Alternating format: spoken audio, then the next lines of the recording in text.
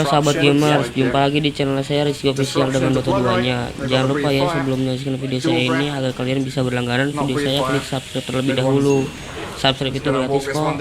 Terima kasih. He died every single time before for the first blood in this series before the horn. 125 pure damage, and it's set up like with this disruption perfectly. Very difficult for this top lane now for FTM. Oh, mid one. Trying to face off this Iceberg with a Fairy Fire. Top lane, they're trying to kill off the Undying. Mid one's about to fall mid lane. Iceberg, he does get the kill. Barely survives and swaps the salve in now so he can heal, while top lane, always want to fly, survives behind the tier 1. Aloha down to Rubik coming into mid lane. The blink in from Iceberg. Lift him up. Sonic Wave's ready for Iceberg as they drop the tombstone down and clear up mid one. Sumail, though, arriving with a time lapse, looking for the bash. It's going to come, of course it will. Sumail with that rotation, finding the trade back, and Queen of Pain feels like a much more high priority target than the DK. With the Chrono on the Undying, they want the bonus kill. Always want to fly with a Decay and a stick. Is not going to finish. Not going to allow him to survive. That Chronosphere, I believe... Chronosphere. It's hard to take a fight. Like, I think the perfect examples is Jakiro as a hero who has 2 zoning tools, Ice Bat and Macropyre. Oh, disruption into the blood, right? They've got the silence on Iceberg. The damage not quite enough unless they get a bash here, but Sumail doesn't catch it. Saxa will fall thanks to that stolen Chrono from the Rubik earlier on in the fight, but General has fallen to mid one. And in comes Sam with another blood right. Nice Ice Path again, setting up beautifully for a kill on Rubik. Enough gas left in the tank. And trying to backstab, but FTM have the high ground hold. They have the gem on top of that bait. Dragon Tail onto Rubik. Nice time lapse back, time dilation.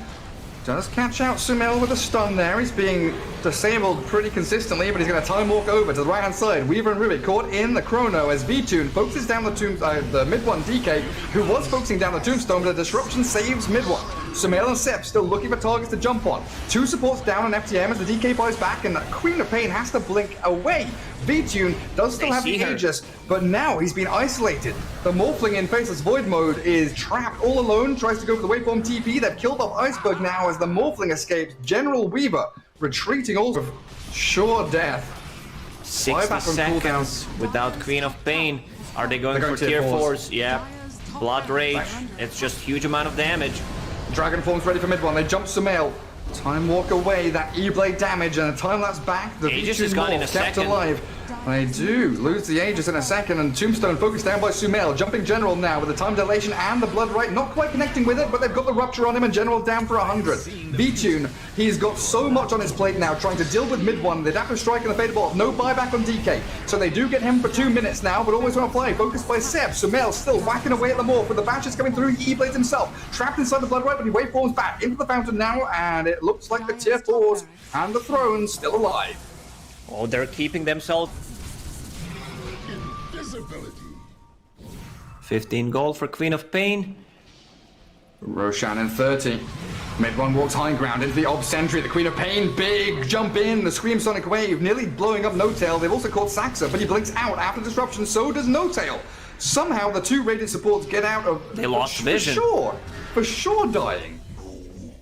And in the meanwhile, Always Wanna Fly is found by the Dragon Tail of mid one, TPing to Outpost, but he's kind of isolated here. Oh, V-Tune doesn't get the kill on No Tail. Jakiro blinks away yet again. They stun up Always Wanna Fly, focusing the Undying as the Void in on with the Chrono, the 2 cores. They caught out the stolen Chrono. There's the time lapse. What can you do with it? Absolutely nothing.